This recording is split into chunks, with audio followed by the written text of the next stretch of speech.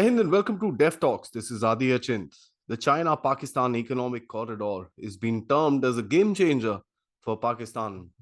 The China-Pakistan friendship has been described as higher than the Himalayas, deeper than the oceans, sweeter than honey, harder than steel, and a lot many more flowery little anecdotes like that.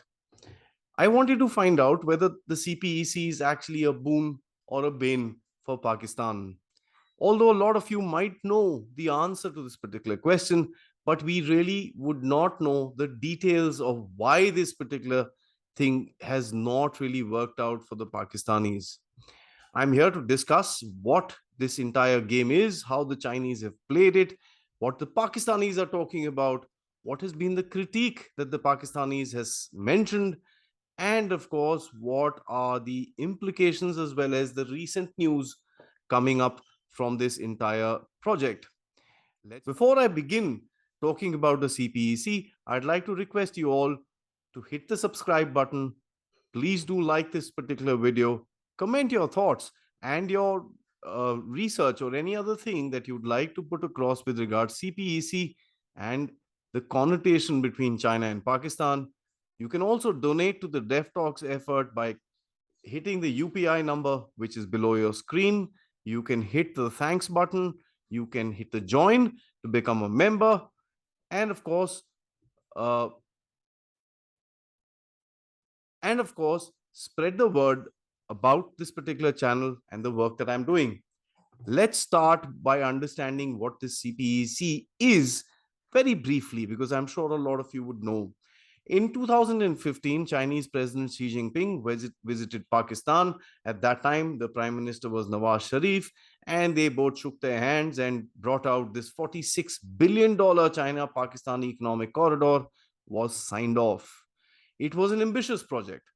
It was a 3,000-kilometer long infrastructure belt, if I may put it that way, having various different kinds of things. For example, SEZ, example, transportation and infrastructure, example, port facilities, example, energy, and a lot of other things that the Pakistanis are, looking at adding into the CPEC as well.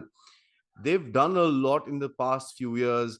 What is this particular thing has come down to is something that we will discuss. The thought process that the Chinese had that they will try and connect the Xinjiang Uyghur province to the Gwadar port in Western Pakistan to ensure some sort of a trade connectivity. They also hoped that because of this uh, push in of money into Pakistan, that Pakistan would reduce its dependency on terrorist activities and not be a hotbed of terrorism, stabilizing. And by the way, this is not for the benefit of Pakistan, it's the benefit of China, so that their own Xinjiang province, where they have a lot of issues with, would kind of stabilize to a whatever extent that they would like to. It is also one of the views that the Chinese had that a stronger Pakistan would also provide for a counterbalance against a rising India. So, for those of you who actually think that the Chinese don't consider India as a competition/threat, please understand the entire CPEC was probably based on the fact that the Pakistanis need to be strengthened up against India. And we also know that the Chinese have been using the Pakistanis as a proxy against India for a long, long time. This particular project, this China-Pakistan Economic Corridor, was basically a flagship project of the BRI, the Belt and Road Initiative, or the One Belt, One Road Initiative that the Chinese had launched after President Xi came into power. This tells you the significance of this particular project. This also tells you why the Chinese are still sitting in Pakistan. What happens when the when the CPEC fails? That puts a dot on the flagship. So this particular thing is going to go on, however may slowly, but it will. The CPEC quickly ballooned up to about $62 billion in its pledges. That was supposed to be around about, I think, 1/5 of Pakistan's GDP itself. Uh, till now, reports I've read from different places, some people say it's about 20 billion that has been put in. Some people say it's about 25. Some Pakistanis also refer to a figure as high as $40 billion. exactly would be difficult for me to say, but I would put my money on about 23 or 25 billion that the Chinese have already put into Pakistan. Now, it's not all bad for Pakistan. They have done some work in Pakistan. They've improved the road connectivity. Of course, the Chinese have built up these highways around certain places where localized connectivity has improved. And of course, the Chinese were in dire need of copper. So they actually went and developed the Pakistani mining industry, which used to suffer quite a bit because of high transport costs, low investments, and pretty much no infrastructure whatsoever to kind of use the mines that they had. The Chinese, as a matter of fact, have taken up the Pakistani mining from a measly $50 million in 2014 to about a $410 million in 2020. So it's not all bad, right? The completed projects as of now are basically 16 power projects that we will discuss in a little bit. It's a Gwadar Port Smart City, which is about, I think, four or some $6 million. The physical infrastructure of the Gwadar port is supposed to be a world-class port and so on and so forth. The construction of a free zone, a free trade zone, or a SEZ sort of a thing around this particular area, which costed about $300 million, and a Pakistan China Technical and Vocational Institute that was built for about $10 million of a Chinese grant that was given to Pakistan. Some of the projects that are close to completion, and I mentioned there was a lot of focus on building roads, is and pardon the pronunciation, is the Khuzdar Bhisma N30, which is at about 46%. Well, it's the Awaran Hosab section of the M8 East Bay Highway, it's about 84%, and the M1 to DI Khan, which is about 85%. An authority, as a matter of fact, was set up in 2019 under a presidential ordinance, no less, to monitor and govern the CPEC projects. This was obviously headed by the classy and the famous Lieutenant General Asif Salim Bajwa. We'll talk about him in a little bit. Right, let's get to the critique. So it's not all bad. We've seen what the Pakistanis have kind of gained out of it. Let's now see what has happened in terms of the wrongs which have taken place because of this project. As I said, this particular authority was set up. I was just mentioning to you the CPEC Monitoring Authority. By the way, this thing was just cracked by this new government that came in, the Shahbaz Sharif government that just came in.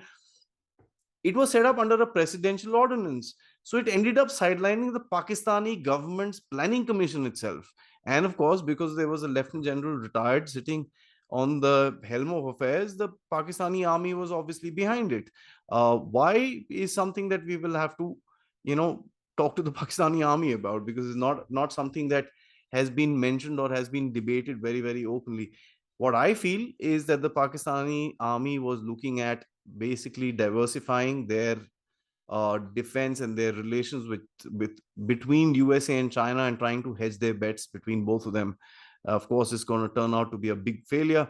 But anyways, right, the appointment, as I said, of a military officer who got engulfed in a complete bad optics of corruption allegations, and in somewhere around August 2020, and there was an entire tamasha about this. And then that's when the people started talking about the corruption within the higher echelons of the Pakistani army. Of course, these murmurs were there before, but this thing brought it out bang in the open, and a lot of jokes and memes started playing out in the social media. One of the key things that one must understand of all Chinese BRI projects is that the major labor, the major equipment comes from China. Now, the Chinese, a lot of people say that after they developed their eastern coast, which is their main economic zone, wanted to kind of keep up the economic development that they had, which was connected to infrastructure.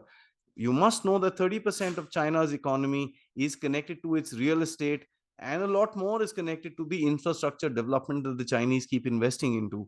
So I guess the Chinese factories, after they finished the work within China, had some need to do something outside. One of the reasons that the Chinese ventured out in terms of infrastructure development was to keep their factories churning. So all material that is used for these projects come from China. As a matter of fact, a couple of Pakistani ministers have been quoted to say that ये CPEC में तो हम driver की नौकरी भी नहीं कर पाते, वो भी वहां से लेके आते हैं. So there's a lot of bad blood that has been created with regards the use of Chinese labor into Pakistan.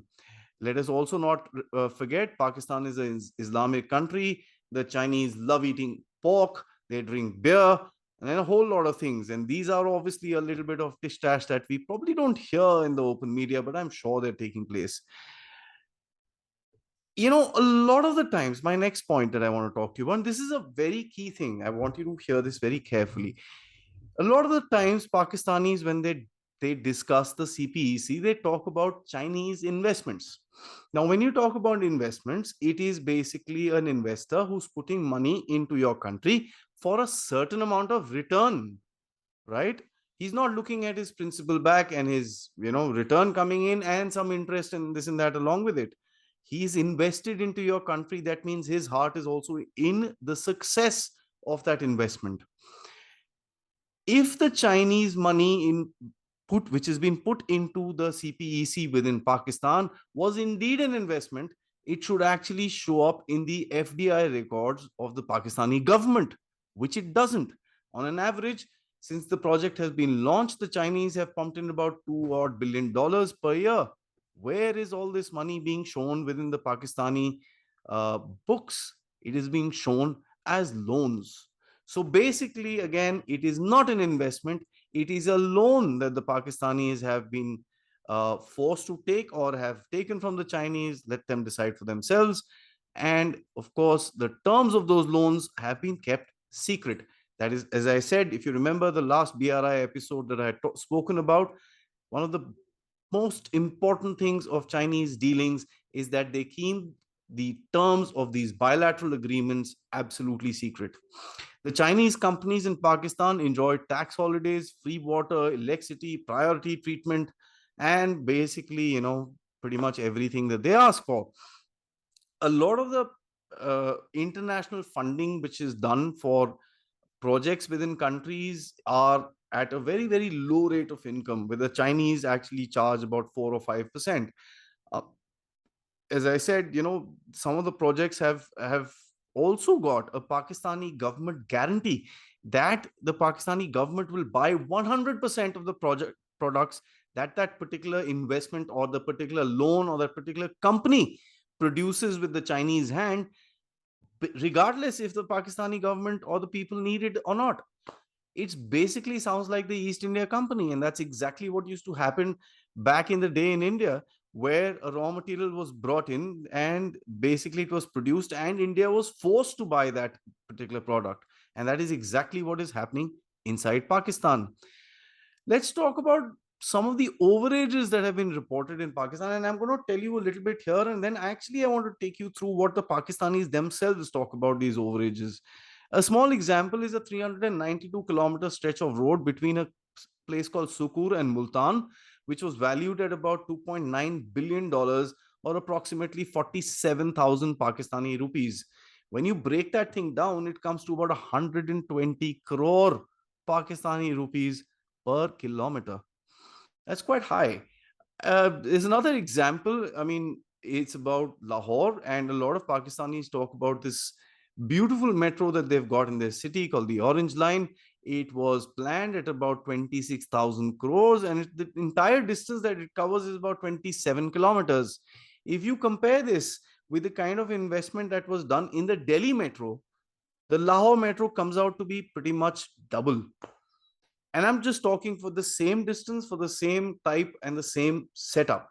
uh, of course, a lot many people in Pakistan say that the Delhi metro is better technology. I'm not going to say anything like that because I'm not an expert of metro trains, so I won't be able to judge that particular thing. Being an Indian, I would agree to that, but anyways, let's keep that out of the discussion.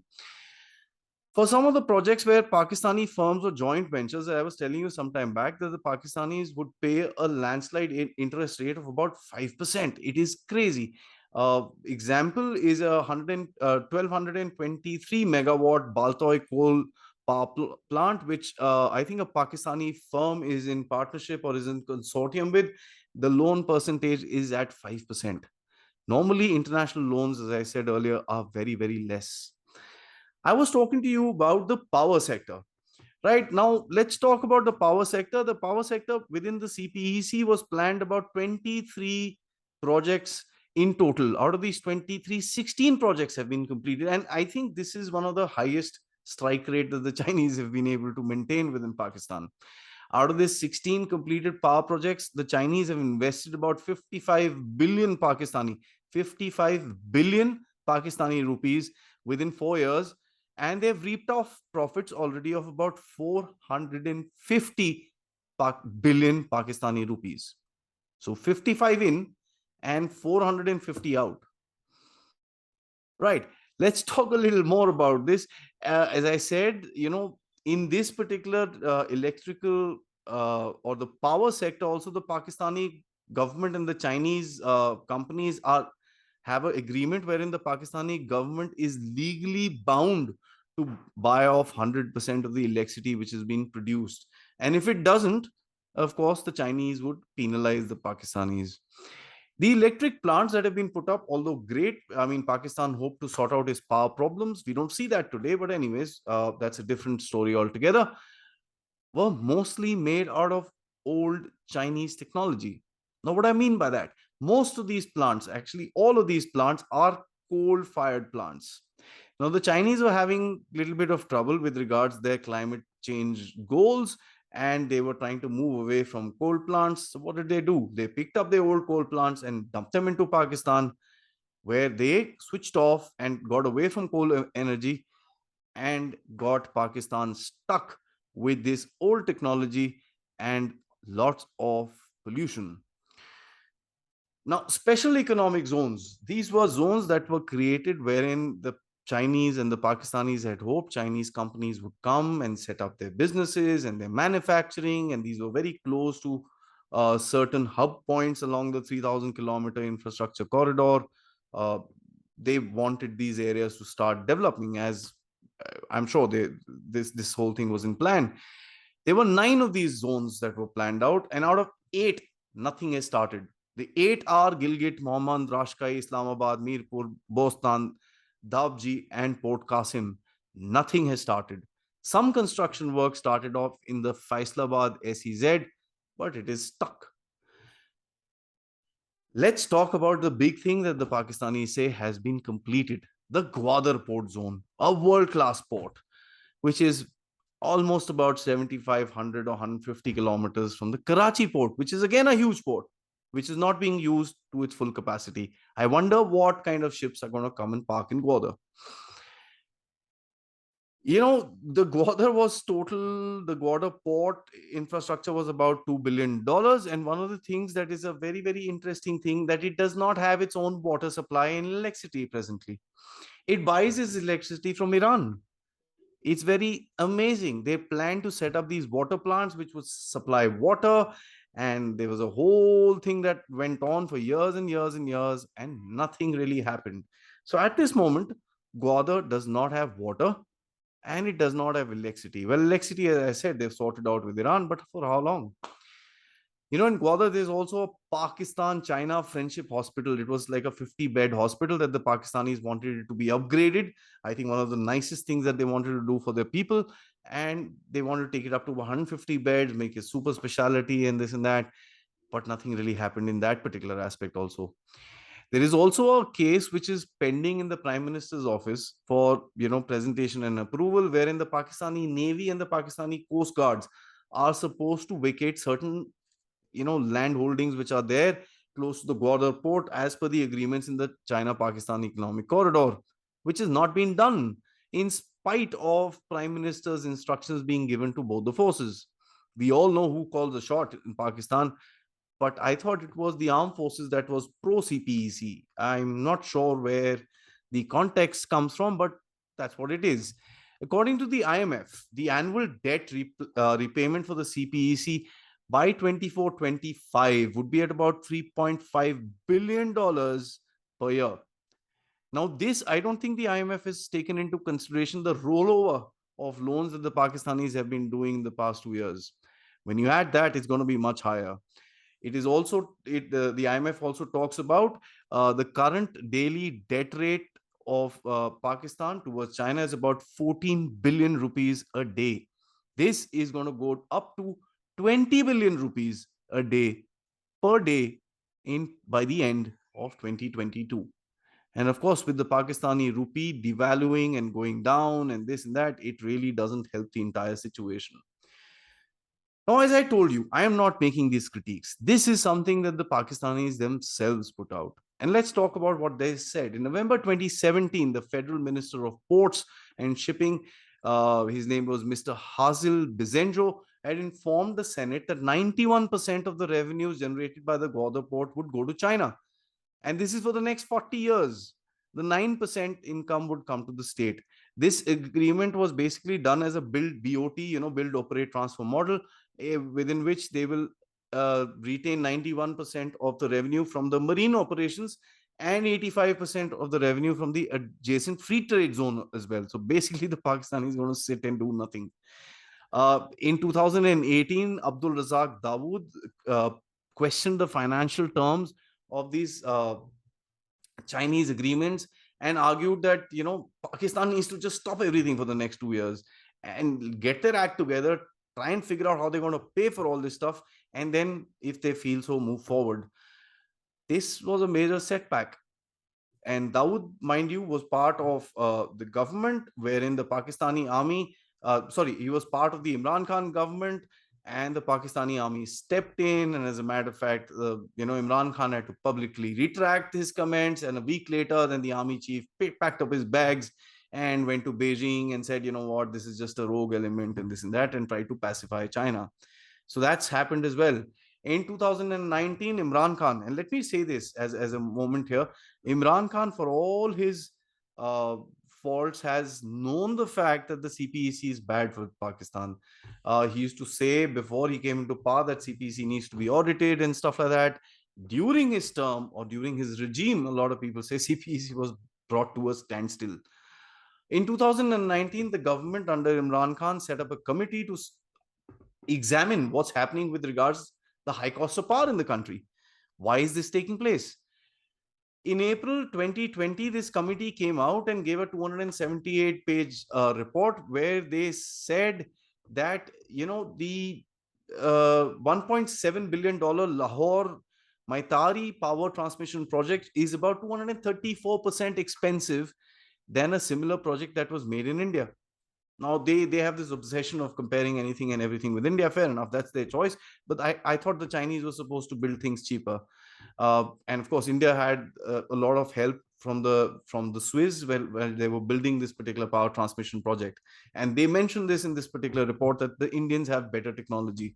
The report also revealed that there are certain Chinese companies that have inflated their setup costs. And as a matter of fact, they would actually not be liable to pay a certain amount as regards to interest during their construction phase. And the Chinese would come out and say, we'll take about 2 years or 3 years in construction and stuff like that. They would come and finish the construction in about a year and walk away and still get those benefits. So they were reaping the Pakistanis off in pretty much every aspect. The Security and Exchange Commission of Pakistan found issues worth $1.8 billion, as I said, with regards to unfair subsidies that were given to Chinese firms. And that's what I was telling you about, that they would just manipulate these little things here and there, feed some guy here, feed some guy here within Pakistan, and get their way out from the government. I wonder nobody from the government came in and even checked. Now, one of the backlashes of CPEC is been India, which I will talk to you, has also been within Pakistan, called Balochistan. Balochistan was probably crushed under the thumb of Pakistanis for a long time, but this whole project has infused a nationalistic movement with a brand new energy that is being seen in that particular place. Although the population is pretty less, but we've also got news that the BLA rebels, BLA militants, BLA fighters, or whatever you would like to call it, whatever tickles your fancy, have shaken hands with the TTP. And they're also getting help from the Afghan Taliban. What's going to happen here is something that we'll have to keep a track of. Of course, the BLA also talked about shooting down that helicopter carrying Pakistani Army general recently. And of course, the Pakistanis have been denying this particular thing. But just the fact that this sort of a thing can take place in Balochistan tells you that the level of opposition towards the Pakistani army and the Pakistani state is going up. Gwadar has also seen a lot of protests by the fishermen because the Chinese trawlers have been doing a lot of illegal fishing in that area and taking the fish directly to China, leaving the local fishermen with nothing. As I said, the BLA, the Balochistan Liberation Front, has put out a statement. As a matter of fact, their chief had put out a statement, and his name is Dr. Allah Nazar Baloch. He said, on behalf, and I quote, on behalf of the Baloch nation, I would like to tell China that you should avoid being a partner of our occupier, that is Pakistan. Strong words. There were also reports that, and this is, I mean, I feel really sad when I read this. Of course, the rest of the things is fine, but uh, this particular thing really is not something very nice, and I won't be able to say that with a smile on my face. Is that the Chinese traffickers have been luring Pakistani girls, Pakistani women, and taking them into China, and literally, charging or buying them off from there. And I'm sorry to use that word. That's a horrible thing to say, but they've been given some $20,000 and they take them to China, and what all happens to those poor girls is something that it boggles you. And this sort of a thing has come out multiple times within Pakistan. There have been multiple incidents where these girls have run away from China and somehow landed back and told their story to the rest of the world. Recently, between the 9th and the 12th of June, a tri-service military delegation led by none other than the Pakistani army chief visited China and talked about restarting the CPEC now that Imran Khan was out of the picture, and so on and so forth. The delegation had, of course, a long discussion with the other side. There was another general from the Chinese. He was part of the military, Central Military Commission of China. They had a long particular meeting. And one thing that came out of the meeting is that no official communication was made, obviously, but there's a lot of rumors that the Chinese were trying to force the Pakistanis to have military outposts, especially in Balochistan and close to the Gwadar port. The Chinese have been pushing the Pakistanis into getting, either their private military contractors or the Chinese army into Pakistan to protect their particular interests, because the Pakistanis have evidently not been able to do so. One of the biggest grouses that the Pakistanis have, and I tell you this very clearly today, Nawaz Sharif, who was the signee of this particular project, has been put across as holier than thou and pretty much one of the best men to lead Pakistan. But that was not the case before. Before, when this project was supposed to be signed, many of these roadways and stuff like that was supposed to go through Balochistan. He moved everything to bring it towards Punjab, which is his own, province, to make sure that the development of whatever little thing that happens in Punjab. And that caused a lot of bad blood amongst the Baloch population. Let's talk about some recent news that came out about this CPEC project. According to the Chinese custom statistics, Pakistan has exported about $610 million of its agricultural products to China in the first half of 2022, which is about an up of 30.85%. Rice itself was $345 million. I wonder, when the Pakistanis themselves don't have to eat and they're exporting, and they've been talking about food shortages, they've been talking about high inflation, why are they exporting if they don't have that many stocks? I'm not sure of the levels, but this sounds absolutely absurd. The IMF is, of course, has been seeking a pound of flesh from Pakistan, if I may use that word. That the IMF has told Pakistan, listen, we will give you the money, but you're not going to take this money and pay China from it. It's not going to happen. And they want the Pakistanis to firm up and give them the complete details of the entire deals that have been done with China. And this is not just with Pakistan. The IMF is also talking about the similar things with Sri Lanka as well. So this seems to be a pattern that the IMF is trying to get into, that you get stuck with a Chinese loan or a debt trap. You need to tell us what you've done with China so that we can actually, one, help you out, and to show the world what the Chinese do. The IMF's suspicion is, of course, to my mind, is grounded because they've been telling the Pakistanis to renegotiate these power projects, which have, which Pakistan has defaulted within their payments. They've got some 300 billion Pakistani rupees that was supposed to be paid. The Chinese came threatening and then said that we'll switch off the lights if you don't give us this money. Post that, I think some sort of an apology and this and that, some payments were made and the Chinese have calmed down. But the IMF says that we will not allow you to kind of move forward and give you large chunks of money till the time we don't renegotiate these particular loans. That puts Pakistan into a very, very difficult position, because Pakistanis had hoped that they would take the money from IMF, give it to China, shut them off for some time, move forward, and then see how to deal with the situation a little bit further. Some time ago, uh, the new latest Prime Minister, Shehbaz Sharif, on the 3rd of June, had come and inaugurated a Chinese built East Bay Highway. This was a small part of the East Bay Highway, and they said, it is a great big thing which has been done for the CPEC and this and that. I dug into it and realized the entire highway length that the Pakistani Prime Minister inaugurated was 19.49 kilometers. I think most of us travel to work in a longer road than that every day, especially guys staying in the metros. And that was made into such a big thing. I guess it's more of an optics than the Pakistanis and Chinese are trying to show that this particular project is on, and which comes back to the first thing that I had mentioned, is that the CPEC is actually a flagship of the Chinese BRI. The Pakistanis in 2021 tried to, just put a fence around the Gwadar port and this and that. There was a huge protest that came out from Balochis who basically pulled out the entire fences, and there was a lot of hangama that took place in that entire region, and they were not successful in doing so. Recently, between the China-Pakistan Economic Corridor meeting that took place, I think last month, they have said that they would invite the third countries to come into CPEC. I put this question across to General Shankar, and he just gave a very, very simple answer. Who will? Look at what's happening in the projects. Who in their right mind would put money into this? Well, comes as to think that they found no one else than Afghanistan. And of course, the whole story of the $3 trillion worth of minerals that are sitting in Afghanistan, and the Chinese are going to go take it, and this and that and the other. It's been a year that the Taliban has come into Afghanistan. I don't see one Chinese doing any work in Afghanistan in terms of these minerals.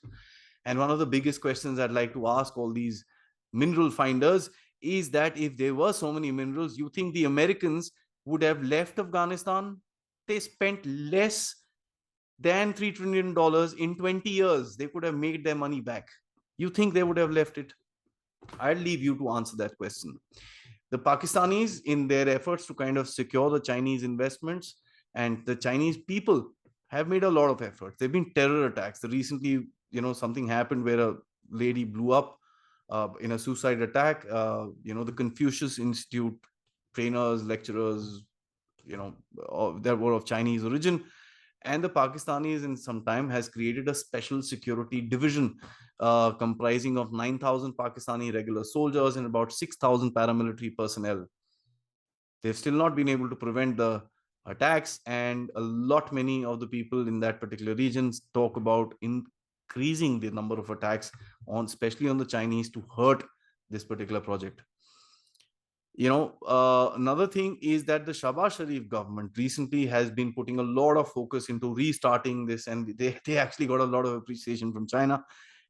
These were words exchanged. I don't know how much actually took place on the ground, but fair enough. He's being at the forefront to restart the CPEC.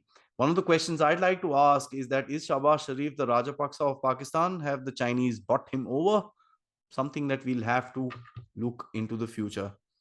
Now, the Chinese and Pakistan are not on the same page in all the things. Let me assure you this. One of the things that the Chinese don't accept, as I told the Pakistanis don't accept, as I told you, is Chinese forces in Pakistan.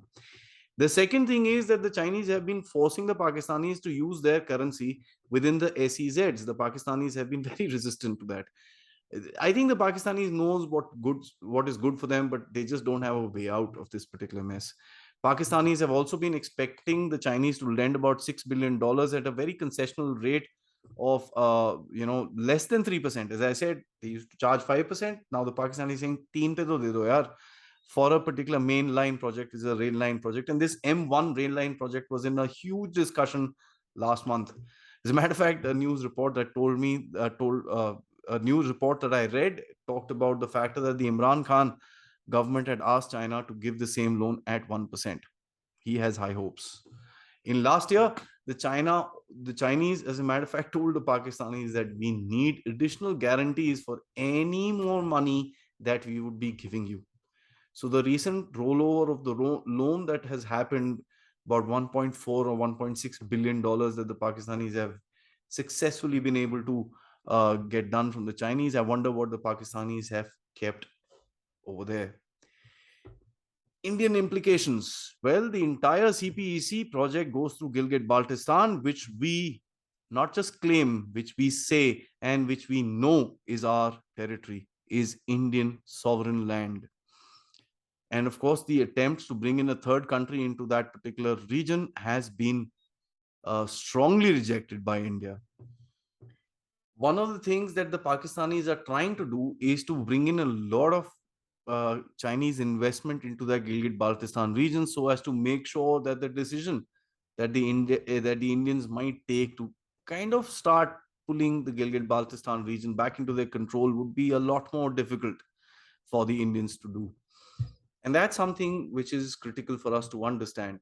As a consolation, the Chinese always say, you should have been a part of the CPEC. Well, it's the CPEC. Do you see an I anywhere? It's not. So it's all a bump. And I think it's one of the best days that India had when they rejected the Chinese BRI, which they had proposed to India. Some parting thoughts. Big question: what did the Chinese actually want through this entire thing? Was it to push India? Was it to have an access to the Arabian Sea for their oil? Well, it's a little difficult to say, because oil doesn't seem to be very feasible to be carried through this entire roadway going up into the Karakoram and down into China. It is going to be quite expensive, and of course the truck can carry a small amount. Ships and tankers, of course, in the same amount of time would carry a very large amount. India antagonization, I think they've hit it. We all are pretty pissed off about this particular thing, and will remain so for the next some time. The Chinese also wanted to have a naval presence. And that is critical because a lot of its oil comes through the Middle East, and he wanted to probably secure that particular oil. So he's got two bases, one in Gwadar, another one in the Horn of Africa, which is in Djibouti. Karachi port is there, right next to it, right next to Gwadar, but it is underutilized. Why did the Chinese actually want to develop and go into Gwadar is something that we don't know. They could have just given Karachi, got it further developed, made something out of it, moved forward. Pakistanis at least won't have that much money to return to China. There's also another wild thought that I had, when I'm looking at what is happening with Pakistan, what is the IMF doing to Pakistan? It leads me to believe that this is the efforts by the West to destabilize Pakistan, not to hit Pakistan, but to hit China, but to show China down and the Chinese BRI down in front of the world. One example has been created in Sri Lanka. Of course, a lot of us don't pay attention in Africa, but many examples were created over there. The next example is going to be Pakistan. Lastly, I'd like to say that the CPEC has been, to my mind, a very humbling experience for China. If they could not get their, the friendship who's higher than the Himalayas, sweeter than the honey, deeper than the oceans, and harder than steel, to do what the hell they were telling him to do, I don't think they'll be able to do anything anywhere around the place. It is important that the Pakistanis realize what is happening with them before it's too late. Many would argue it is already been too late. Thank you so much for going through the China-Pakistan economic corridor and a little bit study that I had done about it. Of course, I don't want to bore you with the big numbers, so I kept it very, very simple. I kept it to certain facts that you could research further on if you want to actually get into the details. But one thing that comes out very clearly, that this is nowhere a boon to Pakistan. To finish, thank you so much for watching this video. Hit the like button, to subscribe to my channel, support Dev Talks by using the UPI, clicking the thanks button, or just joining the channel as a member. Thank you so much. See you next time for another subject, another day. Jai Hind.